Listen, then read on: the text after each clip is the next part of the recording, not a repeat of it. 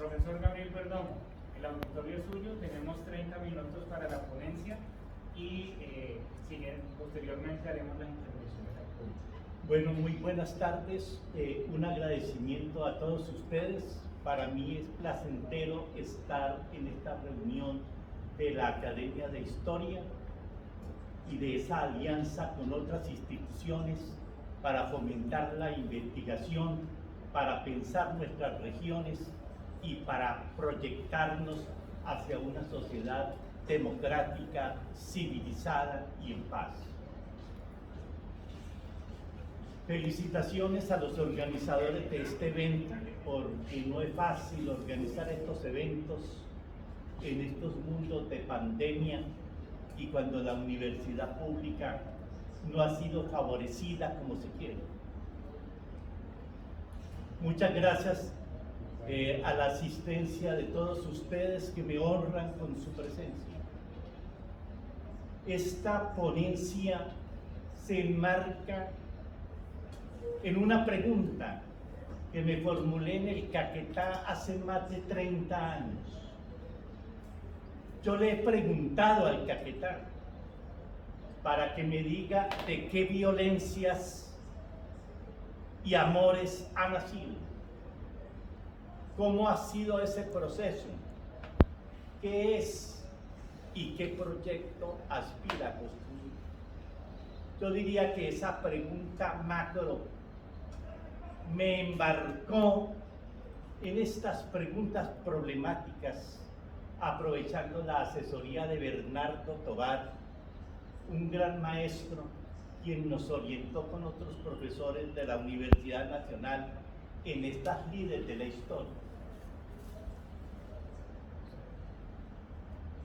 He tenido la satisfacción en esta semana de encontrarme con muchos literatos. Gracias a todos ellos he encontrado un acervo intelectual inmenso. Me han enriquecido. Yo no soy literato, aunque aspiro a conocer en mis tiempos de ocio intelectual, pues la literatura de nuestro tiempo. Hoy quiero hablar de un momento de la historia caqueteña y amazónica. Y a propósito, saludo al profesor Jairo Ramírez, que hace muchos años, estoy pensando en Bamón, muy bien, Ramírez. ¿Es Ramírez Bamón? Muy bien, que hace muchos años evaluó una tesis aquí en la maestría con el CINDE y que produjo este libro, Capuchinos y Caqueteñidad, Sujetos y Territorio, Caquetá 1893-1951. Y Jairo le llamó la atención una parte de esta obra que se titula De la vida cauchera a los inicios del orden social capuchino, Caquetá 1893-1916, el periodo de las caucherías. Mi ponencia se enmarca en ese contexto y la titulé O Selva, esposa del silencio, madre de la soledad y de la neblina. José Eustacio Rivera, Caucheros, representaciones sociales, literarias e historia. Entonces yo hoy quisiera mirar a José Eustacio Rivera desde la literatura y la historia, porque él hace parte de nuestro acervo regional y de esas imágenes que hacen parte de los imaginarios del Caquetá y la Amazonia colombiana.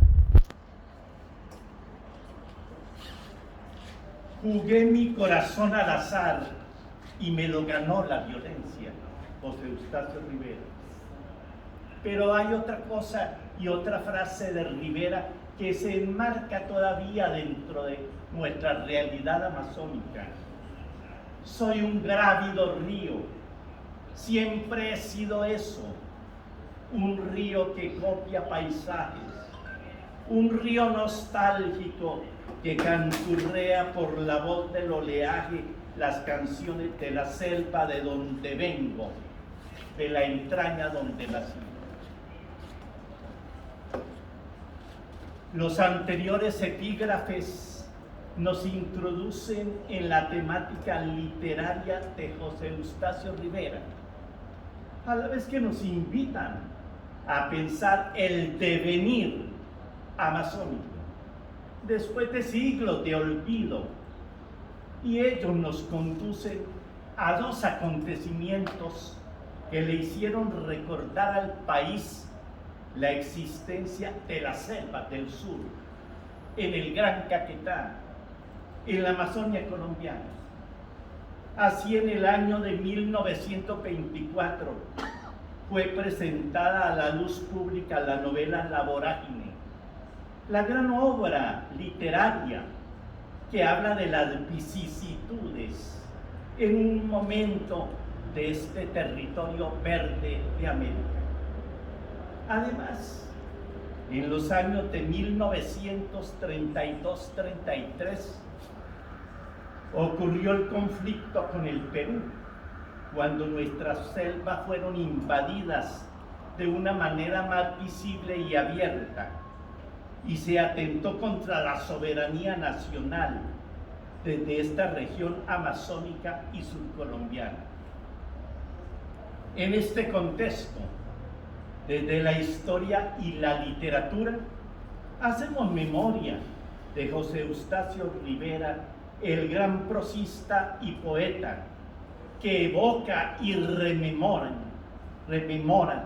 esta región de la patria. Te envidio, entre comillas, en plena selva virgen, oliendo sabias, contemplando bellezas del monte. Ya desde el 11 de septiembre de 1912, nos lo recordaban esta mañana, el escritor y poeta Rivera le escribía a su amigo Matías Silva Hermida, residente en Florencia, una carta en donde le decía lo siguiente: te envidio esa vida que pasas en plena selva virgen, oliendo sabias, contemplando bellezas de monte, en contacto con espíritu rústico, melancólico y solemne a la vez, que tienen los árboles añosos, las marañas tupidas, las soledades a media luz, las quebradas espumosas, las hojarascas húmedas y acolchadas que dan un vaho tibio bajo la pisada de quien las oprime. Quisiera vivir contigo, dice Rivera a su amigo Matías Silva, apreciando paisajes y traduciéndolos al verso, observando sus impresiones sobre todas las cosas, dialogando bajo los grandes ramajes acerca de la vida, del amor, del arte y de la muerte, compenetrándonos de la sabiduría del silencio que se ahonda mientras la savia fecundan, mientras el polen procrea, discurriendo sobre el agua de algún río turbulento y oscuro, aún para la geografía misma, observando el alma de esas razas indígenas, cuya génesis se remonta a edades desconocidas, apreciando sus rasgos de poesía natural y comentando las supersticiones de su religión, quizá más antiguas que la de Cristo y más fielmente observada en todos los tiempos. Dime si no llevaríamos una vida envidiable que muy pocos apreciarían. Sabrás que he escrito y que publicaré mi poema en 100 sonetos titulado Tierra de Promisión. Son descripciones de esa tierra, el Caquetá y de Casanare, que no conozco sino en la imaginación. Te envío 3 de ellos para que los recuerdes en plena selva. Hasta ahí las palabras de Rivera a su amigo en Florencia, Matías Silva Hermida. Por otra parte, hay que mencionar que José Eustacio Rivera, en una carta al diario El Tiempo, testimoniaba que visitó al Caquetá a finales de marzo de 1924 y daba cuenta de la existencia de, comillas, guarniciones peruanas en varios puntos estratégicos de los ríos Putumayo y Caquetá sobre nuestro territorio de nuestra patria. Se cierran comillas.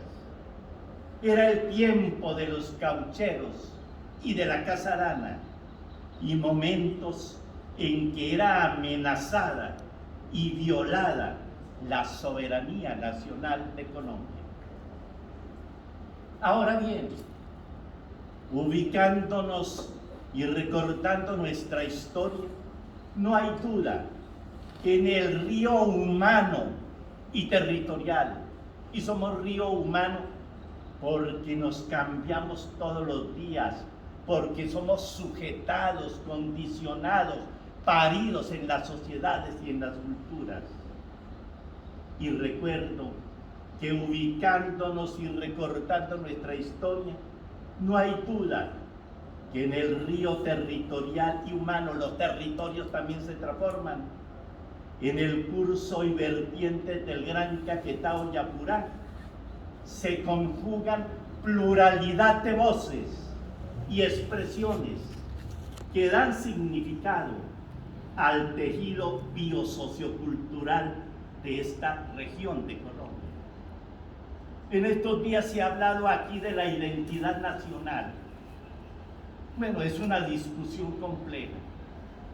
Yo me ubico bajo la mirada de que este es un país de regiones y subregiones, que hay que estudiarlas en sus especificidades para entender el devenir de nuestros procesos identitarios, que nunca son definidos y definitivos, porque somos como el río, corremos, o como decía Heráclito de Éfeso, un permanente fluido.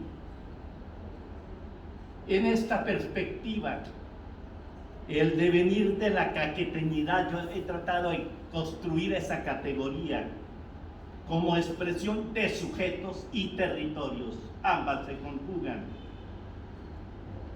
La caqueteñidad tenía y tiene voces y variadas expresiones, diversas subjetividades, percepciones e imaginarios que han afectado nuestro ser bio, psico, sociocultural caqueteño y amazónico. Se ha de tener en cuenta que los territorios son una complejidad fluida, con dimensiones biofísicas, sociopolíticas y simbólicas.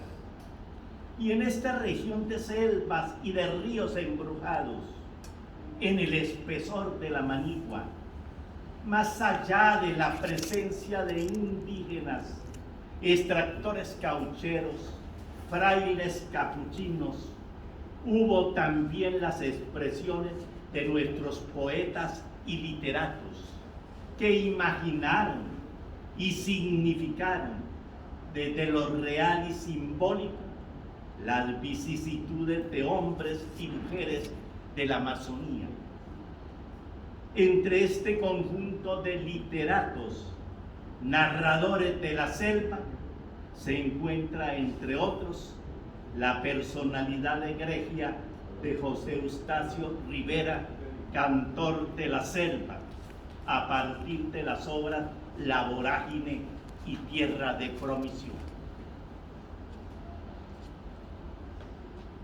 Por otra parte, el espacio y el tiempo de las obras anteriores se ubican en el Gran Caquetá, en la Amazonia colombiana, antes de finales del siglo XIX e inicios del XX. Inicialmente, este territorio estuvo habitado básicamente por indígenas y posteriormente, motivados por la quina y el caucho, hizo irrupción el hombre blanco, entre comillas, o mestizo. Aparecieron entonces los denominados caucheros, hijos de la aventura, el azar y la necesidad, de quienes el poeta de la Manigua afirmara metafóricamente que fueron envueltos en las más crueles pasiones humanas y su corazón se lo ganó la violencia. Esa historia de caucheros, claro, es una historia de barbarie, de violencia y de lucro que no queda en la región, sino que sale. Pero hablemos un poquito de la vorágine como pasiones humanas en un lugar de selvas y ríos imaginarios.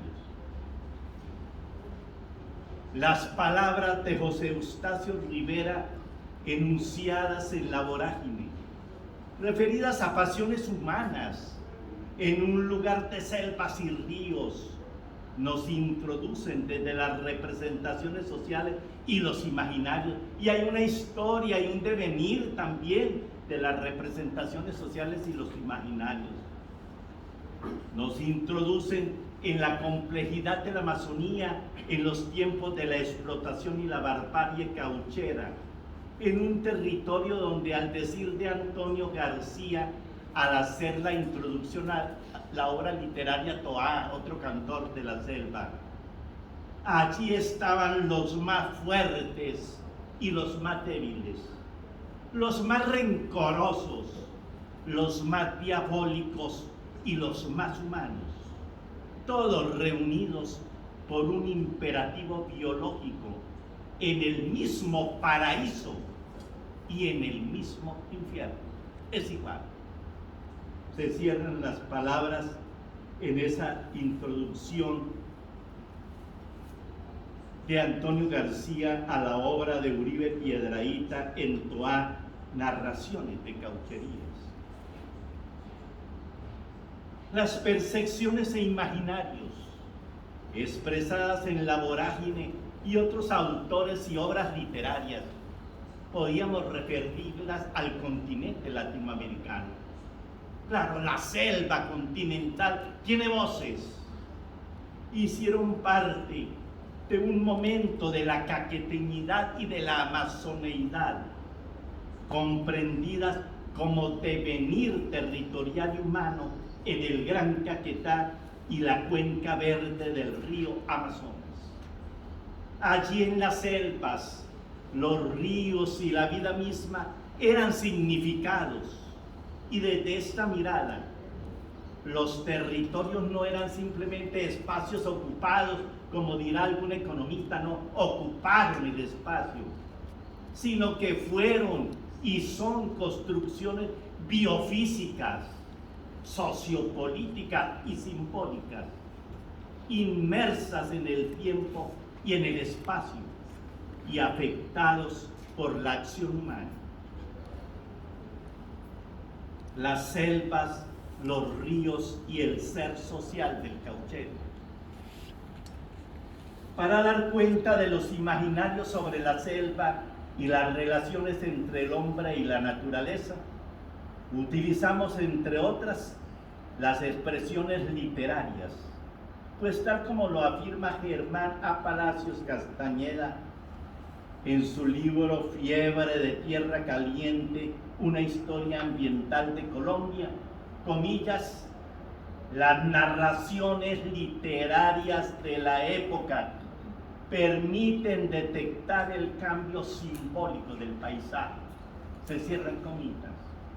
Así, Rivera desde La vorágine, intérprete del hombre blanco, entre comillas, en los tiempos de las caucherías, se expresaba sobre ella en los siguientes términos: oh selva, esposa del silencio, madre de la soledad y la neblina.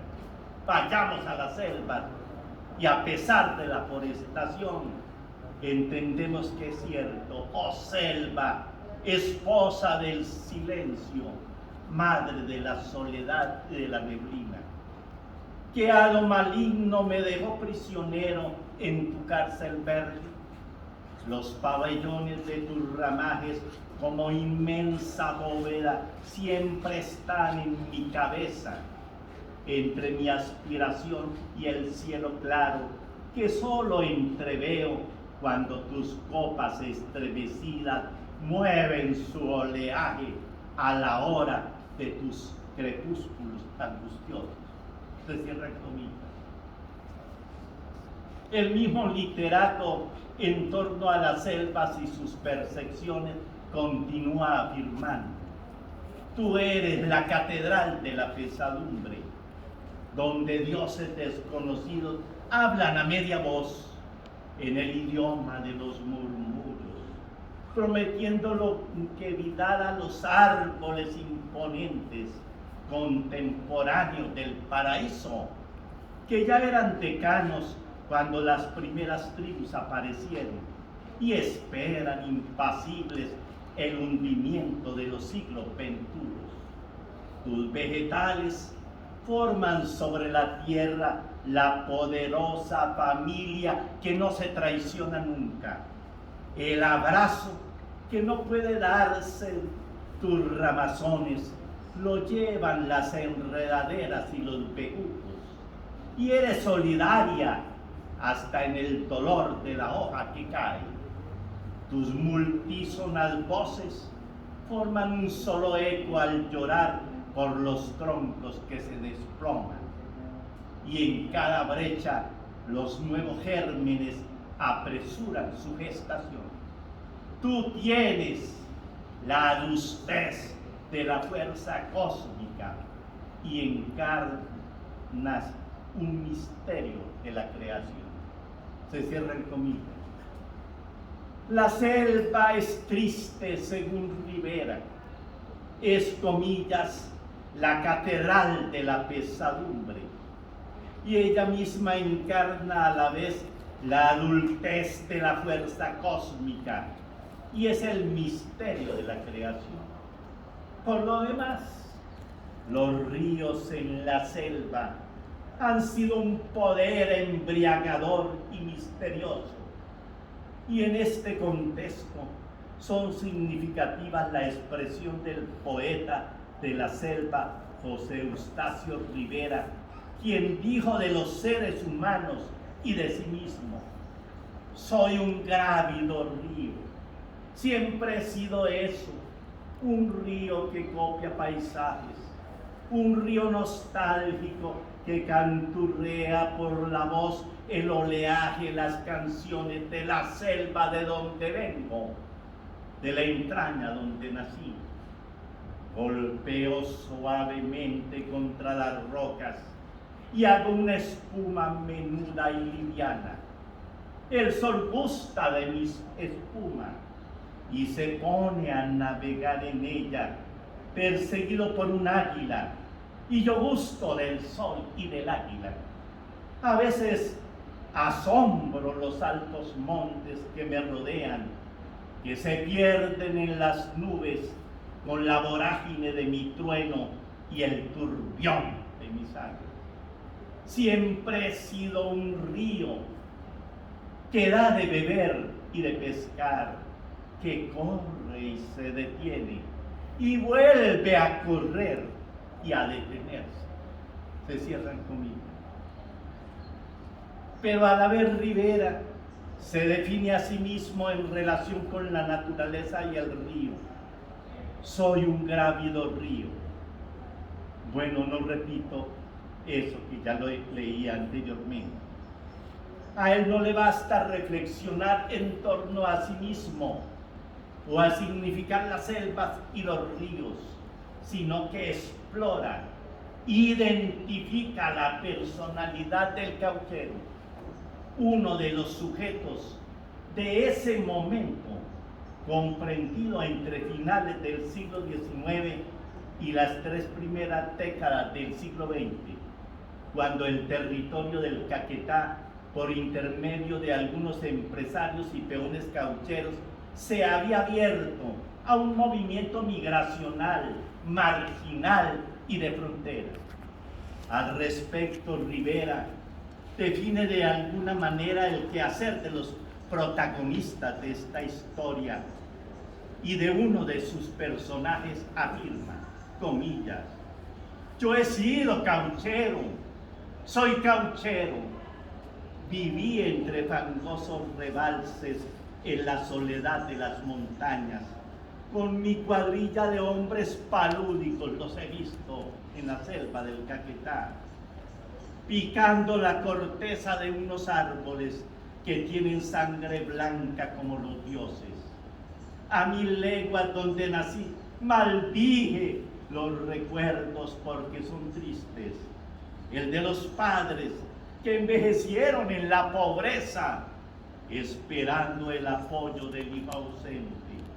El de las hermanas de belleza núbil, que sonríen las decepciones, sin que la fortuna mude el ceño, sin que el hermano le lleve el oro restaurador. Se cierra el camino. Además, Rivera expresa un compromiso social al denunciar la marginalidad y la exclusión social de los denominados pobres, entre comillas, devenidos en caucheros, y lo afirma a partir de uno de sus personajes, tal como lo he dicho anteriormente, comillas, a 1000 leguas donde nací, maldije los recuerdos, porque todos son tristes. El de los padres que envejecieron en la pobreza, esperando el apoyo del hijo ausente.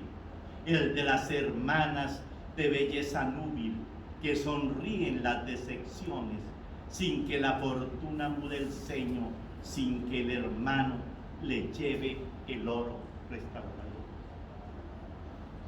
Se ha de anotar que desde 1878 las márgenes del río Caquetá y en las desembocaduras de los ríos Churayaco y el Orteguaza dominaba la explotación cauchera y existían los caseríos de Quinoró, Munguete y Tres Esquinas, cuando los señores Elías Reyes y Hermanos y Bernardo de la Espriella se ocupaban del mercado del caucho. Posteriormente, en pleno apogeo del negocio, fue fundado en 1899 Puerto Pizarro por los empresarios caucheros Pedro Antonio Pizarro y Francisco Gutiérrez, quienes exportaban caucho negro al departamento del Huila, empleando para ello la tribu Huitoto denominada Aipuyas. Ante la barbarie cauchera fue Roger Kaiserman quien en el ámbito mundial desenmascaró el sistema irracional y genocida de la explotación cauchera, auspiciado e implementado por la Casa Arana, que asesinó a más de 30.000 indígenas, caso que provocó protesta mundial, obligando a Pío X el 7 de junio de 1912 a expedir la encíclica Lacrimabili Stat, la cual fue dirigida a los obispos suramericanos. La encíclica declaró reos de inaudito crimen a quien vendiere, comprare, permutase o regalare indios, o a quien los separase de sus mujeres e hijos, o a quien los retuviere como esclavos. Sea de tener en cuenta que la personalidad y denuncias de Keisman dieron origen a la novela de Mario Vargas Llosa titulada El sueño del Celta. Finalmente, hablemos de que hay un encuentro de la historia y de la literatura para interpretar la complejidad de la amazoneidad. En conclusión, en esta coyuntura del devenir de la caqueteñidad, la historia y la literatura se encuentran, dando cuenta de una complejidad humana y territorial. Tanto una como otra se alimentan dialécticamente, mientras la historia en el tiempo y en el espacio definido interpreta el sentido de la acción humana, en este caso la de unos caucheros hijos del azar, la necesidad y la aventura. La literatura, bajo la vía de las metáforas y figuras literarias, escudriña la subjetividad de unos sujetos psicosocioculturales, quienes hablan de sí mismos y su significado en torno a la selva, los ríos y los otros. Y de una manera u otra, como dice Rivera, hablando en nombre de un cauchero, tenía razón al afirmar lo siguiente, comillas: antes que me hubiera apasionado por mujer alguna, jugué en mi corazón al azar y me lo ganó la violencia. Y a todos ellos, según el decir de Arturo Cova, se los tragó la mano. Hasta aquí esta parte, y yo diría que esta historia caqueteña no es solamente una historia de barbaries y desventuras, porque después, cuando fracasa el caucho en la segunda década del siglo XX, una oleada de huilenses empobrecidos, miserables por la crisis económica de los años 20, por la crisis de los cacautales y por la propaganda de los frailes que aprovecharon a Monseñor Esteban Rojas, diciendo en los púlpitos del Huila que el Caquetá era un paraíso inexplorado y laberinto de sorpresas. Pero bueno, esta es otra historia que tendré el gusto de compartir con ustedes en otra oportunidad, con otro texto titulado Caquetá, paraíso inexplorado y laberinto de sorpresas.